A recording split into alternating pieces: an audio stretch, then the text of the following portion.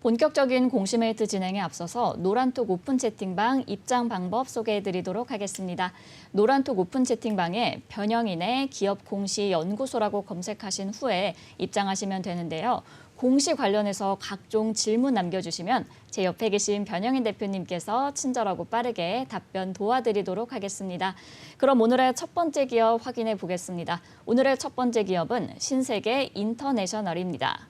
신세계 인터내셔널은 1980년 설립돼서 2011년 유가 증권시장에 상장했습니다.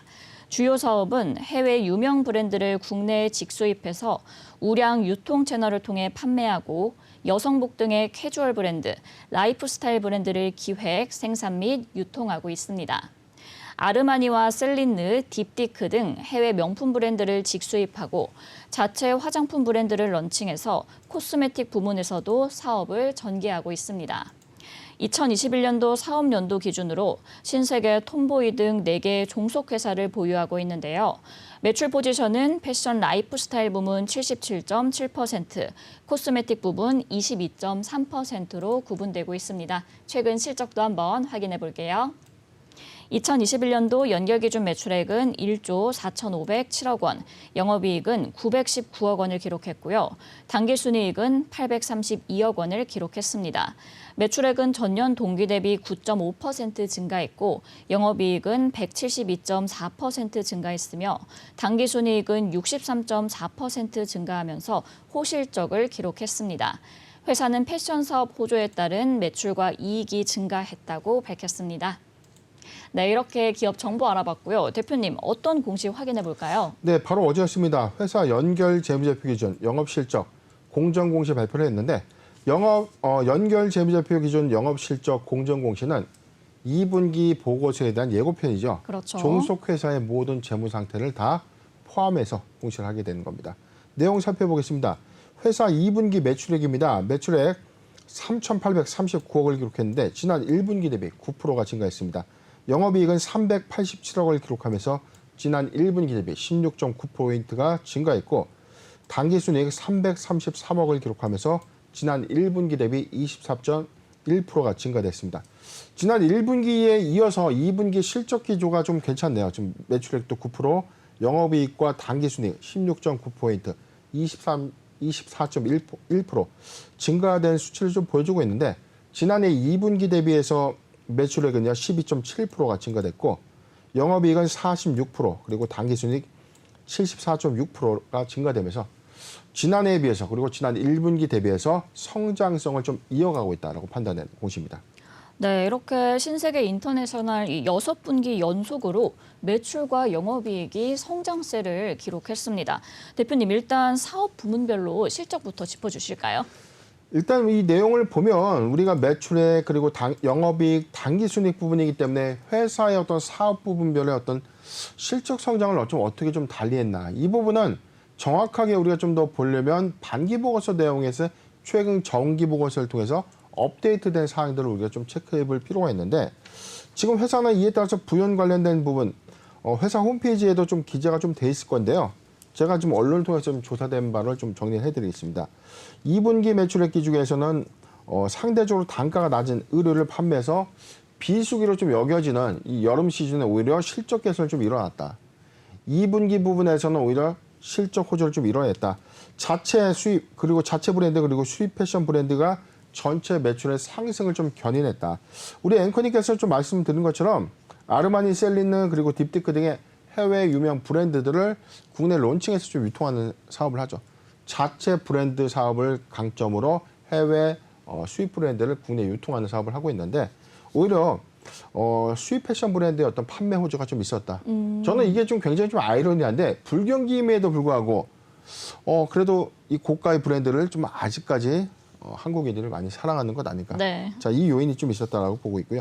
올해 2분기 브루넬로, 쿠치넬리 등의 고가의 수입 패션 매출이 전년 동기 대비 2자릿수의 성장세를 좀 이어갔다. 즉 한국에서 고가 수입 브랜드의 판매 호조가 있었다라고 좀 판단되고 있는 상황입니다. 골프 시장의 성장으로 인해서 이 제일린드버그의 어떤 수입품 브랜드의 매출 호조가 있었다라고 좀 부연했고요. 신제품의 정상가 판매율이 높아지고 있었다. 할인율이 아니라 정상가 대비 판매 율이 좀 증가되면서 수익성이 좀 크게 개선됐다.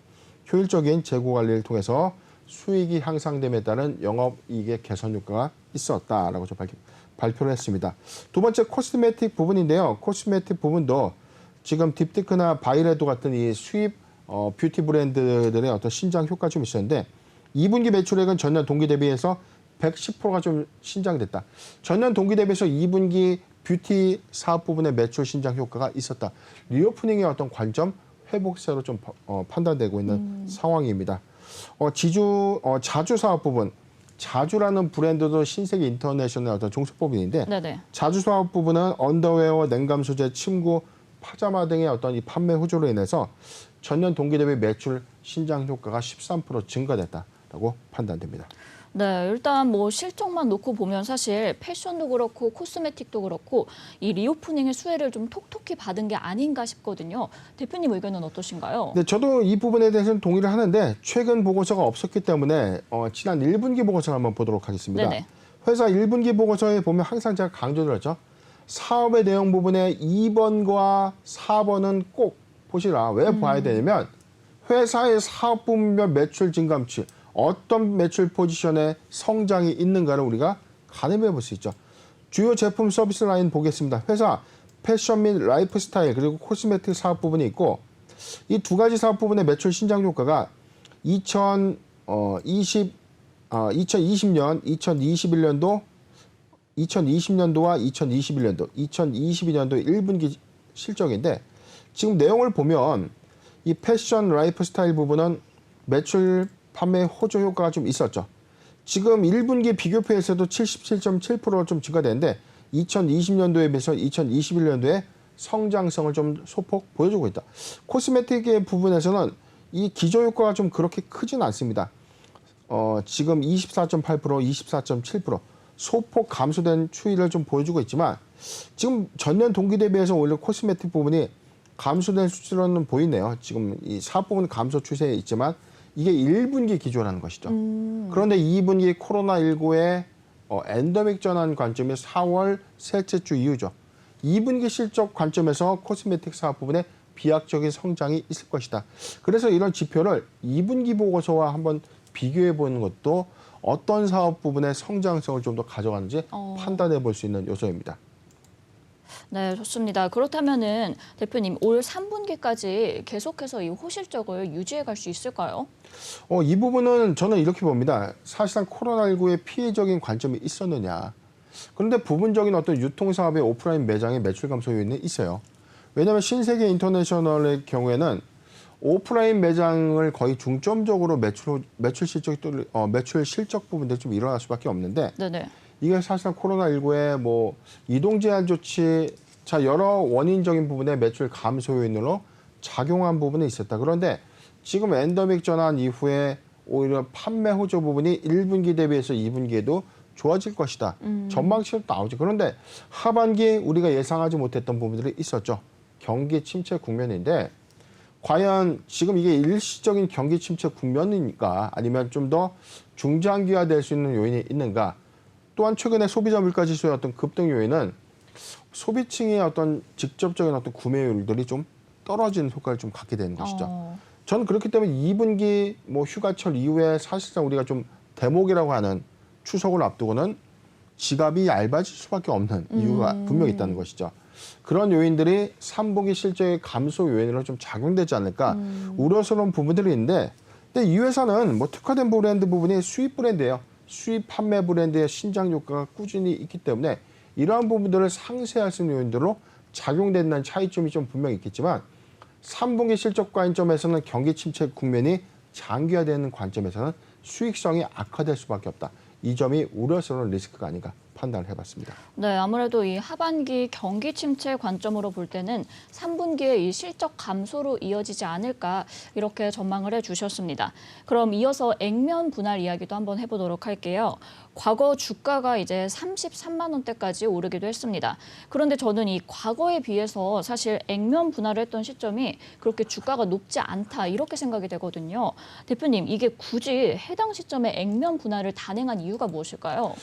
지금 액면 분할이라는 것은 사실상 주가가 고가에 있을 때 거래 활성화를 위해서 액면가를 좀 분할해서 주식의 수를 좀 늘리는 효과가 좀 있죠. 그렇죠. 그렇다면은 우리가 과거에 뭐 한 주당 100만 원이다, 200만 원이다 이런 종목들 한 주, 두 주 사기가 굉장히 좀 부담스러운 부분이 있어요. 네. 그렇기 때문에 액면 분할을 통해서 주식 수를 좀 더 많이 유통을 좀 시킨다면 거래 활성화 측면에서 오히려 향후 모멘텀 관점에서 상승 작용할 수 있다. 지금 공교롭게도 우리가 지난번에 신세계 인터내셔널 우리가 좀 액면 분할 공시권으로 저희가 공시메이트 시간에서 한번 다뤘습니다. 네네. 당시 액면 분할 이후에 종가 기준이었는데 그때 종가 14만 7,500원. 그러니까 지금 액면 분할 적용가를 환산하면 29,500원이었는데 오늘 주가가 33,300원. 지난 액면 분할가보다 좀 소폭. 그런데 이게 거래 유통 활성화 관점에서 오히려 주가에 어떤 상승 기조로 좀 작용한 셈은 아니다. 지표상으로 보면 그렇게 크게 도움된 흐름은 아니라는 것이죠. 차트 지금 잠깐 살펴보면 분할 시점가액에서는 지금 33,000원인데 지금 소폭 하락돼 있는 구간. 자, 이 부분은 저는 이렇게 봅니다. 최근에 이 주가 조정에 따른 어떤 이슈가 반영된 것이지 어떤 액면 분할로 인한 어떤 모멘텀의 훼손 관점은 아니었다. 즉 증시 전반적인 어떤 조정 이슈 그리고 시장의 어떤 우려감들이 좀 반영되면서 상승폭이 좀 다소 둔화된. 오히려 지금 액면 분할 시점 관점의 주가 한 34,000원대라고 보면 지금 주가 33,300원. 그래도 회복세를 좀 가져가는 흐름들은 좀 있지만 회사 측에서 좀 의도했던 거래 활성화를 통한 주가 부양과는 크게 작용한 혜택은 좀 없지 않았나. 그런데 이제 앞으로의 관건에 대해서 뭐 실적 수반이라든가 추후 모멘텀에 따른 이 방향성은 좀 달라지겠지만 뭐 결과론적으로는 지금 액면 분할 효과는 좀 미미하지 않았나 판단을 해봤습니다. 네, 일단 대표님께서는 최근 이 주가의 하락분은 액면 분할의 훼손 관점은 아니다. 이후 실적까지 살피는 게 좋겠다. 이렇게 정리를 해주셨습니다. 신세계 인터내셔널이 이제 신사업 추진에도 앞장서고 있는 모습인데요. 지난해부터 적자 사업을 정리하고 신규 브랜드를 유치하면서 체질 개선에 나선 모습인데 그렇다면 이 중장기적인 전망은 어떻게 보실까요? 네, 이게 우리가 좀 성장성이라는 관점에서는 1,000원을 벌던 회사가 만약에 내년 내후년에 5천원 만원, 뭐 2배, 3배 매출 성장, 외형 성장을 좀 가져가는 그런 부분의 성장성이라고 우리가 좀 판단을 해보는데 신세계 인터내셔널은 사실은 뭐 내수주죠. 내수 소비 진작 효과에 따라서 오히려 판매율, 이에 따른 어떤 원가 마진율의 어떤 상세. 자, 이 부분인데 즉 경기 지표가 좋아서 많은 소비자들이 소비 행태가 좀 늘어나면 늘어날수록 수혜를 받는 업종인데 경기 침체라는 우리 국면에서 경기 침체 지금 초입 국면이냐 아니면 중기적 장기화될 수 있는 경기 침체 우려감이냐. 자, 이 요인이 부각이 된다면 사실상 소비층이 얕아지는 현상 안에서는 실적이 좀 감소될 수밖에 없는 요인이죠. 즉 코로나19를 피해서 업황의 부분적인 회복 기대감을 좀 가져간 것은 맞지만 하반기 이후부터 우려될 수 있는 경기 침체 국면에 수익성 악화 관점에서도 고민이 되고 있는 형국입니다. 회사는 장기적 관점에서 주종하는 정책을 영업이익의 10%를 배당 정책으로 좀 사용하겠다라고 좀 이 전략도 발표했기 네네. 때문에 오히려 점진적인 성장세를 잘 유지해 나간다면 배당 관점에서의 어떤 우리가 노려볼 수 있는 어떤 구간이 있지 않을까 전망을 해봤습니다. 이어서 좀 차트를 볼 텐데요. 지금 2.02포인트 상승한 33,300원대 주가 흐름을 좀 보여주고 있는데 이게 실적 기조에 관련된 발표 이슈가 좀 있었지만 실적 발표 기대감이 뭐 크게 좀 반영된 흐름은 아니죠. 그렇지만 견고한 실적을 바탕으로 해서 점진적인 상승 추세를 좀 이뤄간다면 배당 관점에서 우리가 접근해 볼 메리트는 충분하다. 저는 이렇게 봤습니다. 액면 분할 효과가 시장에 큰 파급 효과로 좀 작용된 부분은 없어요. 그런데 우리가 공시메이트에서 좀 다뤘던 시간 대비해서 타점 대비해서 뭐 상승한 부분은 맞죠.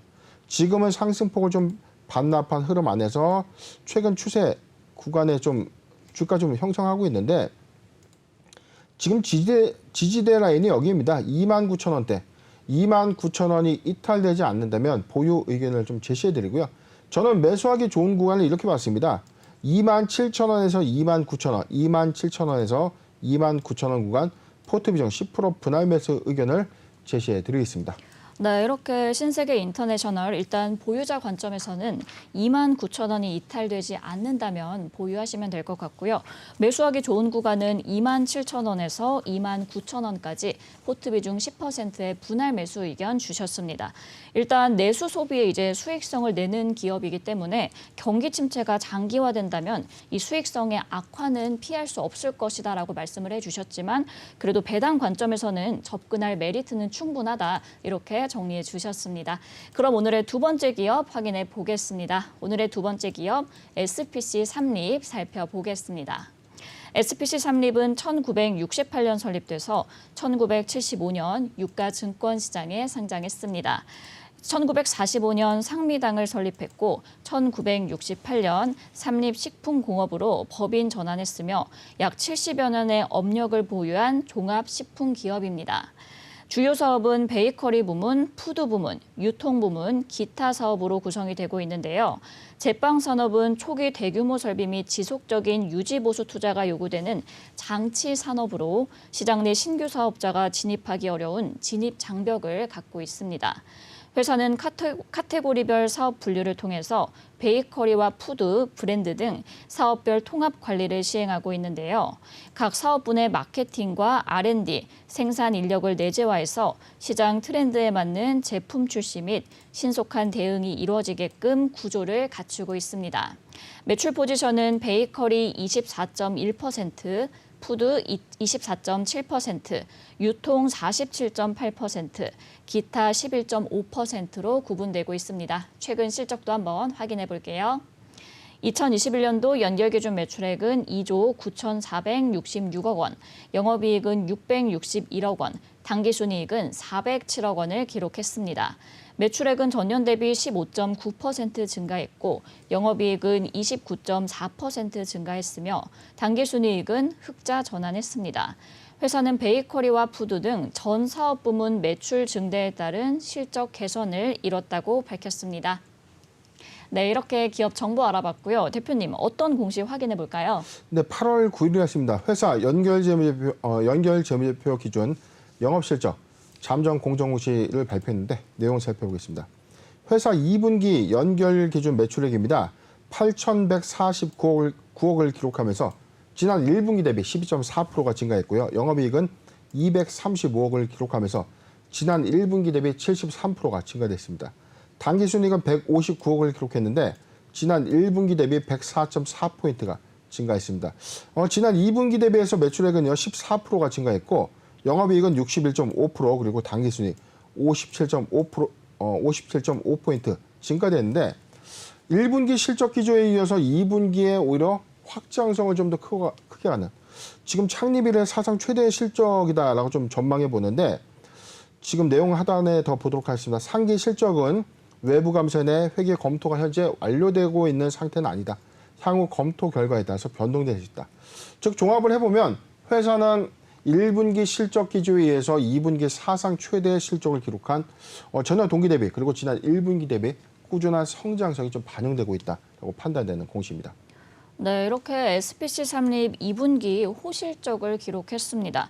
일명 이 포켓몬빵 관련주라고까지 묶이면서 올해 대란을 일으켰는데요. 대표님, 이게 하반기에도 실적 기조를 좀 잘 유지해 갈 수 있을까요? 글쎄요, 저희가 SPC 삼립을 좀 다뤘을 때 그때 저희가 그때까지만 하더라도 저희가 이 주주가치 환원 재고 관련된 이슈에 대해서 우리가 좀 접근을 했었죠. 그래서 지금 SPC의 향후 주주가치 재고, 자, 이 관점에서 분석을 했는데 공교롭게 포켓몬빵 열풍이 시장에 퍼지면서 1분기 실적 기조의 어떤 호조를 좀 이끌어냈어요. 네네. 그러다가 2분기까지 그 기조 효과가 더 많이 반영이 됐는데 저는 이 포켓몬빵의 어떤 열풍이 3분기, 4, 4분기까지 좀 갈 것인가. 자, 앵커님께서 어떻게 보시나요, 이거? 저는 그렇게 길게 가지는 못할 것 같아요. 어떤 관점이죠? 포켓몬빵 혹시 사보셨나요? 아직 안 사봤어요. 저는 제가 이 열풍이 많다 해서 사보려고 했는데 안 팔아요. 없는데 최근에 많이 보입니다. 그래요? 예, 최근에 많이 보이기 시작해서 이 부분이 제가 과거를 좀 복귀해봤어요. 우리가 허니버터칩 대란 열풍이 있었습니다. 그렇죠, 네. 그걸 한번 먹어보겠다고 진짜 뭐 10,000원 돈을 주고 구해보기도 하고 맞아요. 그걸 가져오면 굉장히 뭔가 좀 달라 보이고 그걸 얻기 위해서 여러 군데를 좀 자, 그래서 이 허니버터칩 열풍이 결국에는 그게 어떻게 됐나. 나중에는 너무나 보편화돼서 현재는 팔리지 쉽게 않는, 구하죠. 네. 팔리지 않는 제품이 좀 돼버렸는데 이게 식상의 관점에서 이게 단기에 이슈가 돼서 지금 이 품귀 현상을 좀 초래하는 것은 맞지만 이걸 지속할 수 있는 어떤 마케팅 요인은 아니다. 자, 이 관점에서 우리가 좀 고민을 해본다면 2분기 실적의 기조 효과는 포켓몬빵에 좀 주도한 베이커리 사업 부분에 약진이 있었지만 이게 포켓몬빵 열풍이 다소 식는다면 반대로 성장폭이 좀 더 둔화될 수 있는 흐름이 있다. 우리가 고성장 기조라고 해서는 1분기 대비 실적이 크게 증가하고 2분기 크게 증가했는데 3분기 덜 팔린다고 해서 업황의 불황이 시작됐구나 이렇게 판단하는 것이 아니라 성장세가 둔화됐다. 그런데 이게 일회성 어떤 이슈에 국한돼서 2분기까지 사상 최대 실적을 가져올 수 있는 견인차 역할을 좀 했지만 저는 3분기, 4, 4분기에는 베이커리 부분의 사업 수익성은 좀 더 약화될 수 있는 요인은 좀 있지 않을까 전망을 해봤습니다. 네, 일단 대표님께서는 아무래도 지속적인 관점에서 보면은 3분기와 4분기에는 성장세가 둔화되지 않을까라고 전망을 해주셨습니다. 그동안 이제 급등했던 밀가루 등의 원자재 가격이 최근에 안정세로 접어들었다는 소식이 함께 전해지고 있습니다. SPC 삼립 측에서도 이제는 좀 원자재 값에 대한 부담을 덜 수 있지 않을까 싶은데 대표님 의견은 어떠신가요? 네, 2분기 사상 최대 실적 기조에서 영업 이익의 폭이 오히려 좀 크게 좀 증가될 수 있는 원인. 이 부분에 대해서는 주요 원재료의 소매 가격이 어떤 가격 급등 요인이 원가 부담으로 좀 작용될 수 있다라는 우려감이 있었어요. 그런데 2분기 실적 막상 뚜껑을 좀 열어놓고 보니까 영업이익이 오히려 더 크게 좀 증가되고 있는 흐름도 보여주고 있는데 회사 측에서는 그동안 비축했던 원재료를 2분기 이내에 다 소진한 겁니다. 소진을 했기 때문에 추가적인 원료 인상에 대한 어떤 부담감은 없었다. 그런데 만약에 소매 가격의 어떤 인상폭, 가격 상승폭이 3분기, 4, 4분기까지 이어졌다면 가격 인상 효과 내지는 원가 부담으로 작용될 수 있는데 공교롭게도 3분기 기조에서는 어떻게 되죠? 이 소맥, 곡물 가격이 다시금 이 코로나19 이전 상황으로 회귀되는 오히려 좀 더 떨어진 인하된 효과가 좀 있었기 때문에 가격 안정화 측면에서도 오히려 3분기, 4분기에 원가 부담에 관련된 어떤 이 수익성 훼손은 좀 없을 것이다. 수익성이 훼손되는 관점에서는 이게 원가 부담에 따른 수익성 훼손 관점이 아니라 포켓몬빵 열풍은 지속될 수는 없다. 영원할 수는 없기 때문에 이게 처음에 그다음에 이어지는 흐름 안에서의 열풍을 가져온 것은 맞지만 이게 뭐 과거에도 그랬지 않습니까? 포켓몬빵이 한때 인기가 반짝했지만 나중에는 다시 묻혀버리는. 그렇죠. 그런 어떤 회귀 관점에서는 이게 지속성 관점에서의 수익성 훼손 관점을 의미하는 것이지 원가 부담에 따른 수익성 훼손은 아니다. 이 점을 참고하셨으면 좋겠습니다. 네, 이렇게 대표님께서 말씀해 주신 것처럼 이 지속적인 관점에서 보면은 포켓몬빵의 흥행을 언제까지는 계속 이어가기가 좀 힘들지 않을까 저는 이렇게 생각이 되는데요. 그렇다면 대표님 이게 신사업 개척이 좀 필요한 시점이 아닐까 싶은데 이 부분은 어떻게 보실까요? 네, 일단 뭐 지난번에 회사에서 어떤 주주가치 환원 향후 사업 비전에 대해서 좀 발표한 바가 있었죠. 올해 네네. 초였는데 사업의 양대축인 베이커리와 푸드 사업을 고르게 좀 성장시켜서 매출의 안정화를 좀 추구하겠다고 좀 밝혔습니다. 지금 온라인과 오프라인 이 부분을 조금 더 역량 확대를 통해서 옴니 푸드 플랫폼 기업으로서 도약을 하겠다. 2024년도까지 매출 4조 원 그리고 영업이익은 1,100억을 달성하겠다라고 좀 밝혔는데 지금 누적 기조에서는 370억이죠. 매출액은 올해도 제가 볼 때는 사상 최대의 매출액과 영업이익 기록은 좀 무난해 보입니다. 그런데 이제 2024년도까지 4조 원대 매출을 확보하기 위해서는 지금 기존 사업만 갖고 확장성을 좀 가져갈 수 있는가. 자, 이 부분에 대한 퀘스천 마크가 있었는데 회사는 푸드 신사업 부분에 대한 역량을 좀 강화하겠다. 이게 뭐냐면 신선 편의식품, 식욕 가공품, 이 간편식 매출 부분에 사업 역량을 좀 더 확장시키겠다. 그리고 베이킹몬이라고 좀 불리는 온라인 사업 역량의 강화를 좀 발표했었는데 물류 스타트업 등과 손잡아서 이 피그 인더 가드 등에서 판매하는 신선식품 배송 부분 이 부분에 대한 사업 역량을 좀 더 가져가겠다. 근데 저는 이 부분이 올해 초까지만 하더라도 조금 통할 것이다. 이 간편식 시장 그리고 이게 새벽 배송 이 부분에서 틈새 시장을 좀 파고드는 것들은 마케팅 차원이나 어떤 이 품질의 보장만 좀 수반해 준다면 오히려 점유율을 좀 가져갈 수 있는 요인이 있을 것이다 라고 좀 전망을 해봤는데 코로나19가 지금 끝났어요. 그렇죠. 뭐 사실상 지금 뭐 중앙 방역 정책에서는 엔데믹 전환된 것이기 때문에 지금 사회적 거리두기가 폐지된 지금 시점에서 간편식 배달 수요가 과연 지속될 것인가? 앵커님께서는 지금 예전만큼 우리가 좀 배달해서 새벽 배송 좀 해서 이용하시나요? 아니 예전만큼은 아닌 것 같아요. 제 주변에서도 그런 부분들이 많이 사라졌던 네네. 것이죠. 이게 왜냐하면 부족하면 가서 살 수 있는 여력이 된다는 그렇죠. 것이죠. 자, 이 관점에서 시장의 성장성이 역발상의 전환 관점에서 너무 편해. 갖다 주기 때문에 너무 편한 건 좋은데 가격이 직접 가서 구입하는 것보다의 어떤 메리트가 있느냐. 자, 이 관건이 좀 숙제라는 것이죠.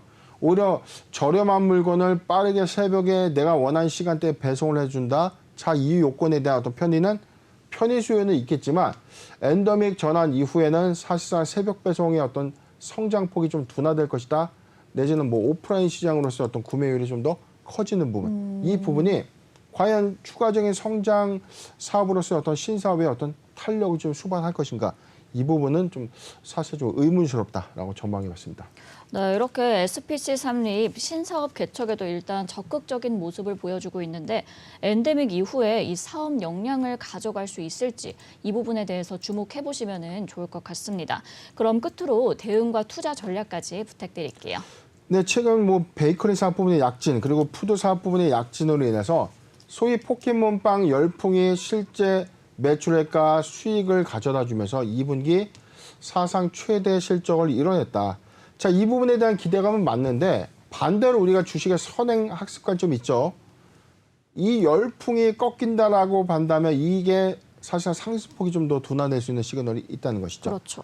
오히려 그런 부분에 이슈를 좀 논외로 하더라도 다른 사업 부분의 어떤 비약적인 성장을 이끌어내는 그런 실적 호조 부분이 있다면 추가적인 상승도 가능하다라고 좀 전망을 해보는데 바로 요 구간이었습니다.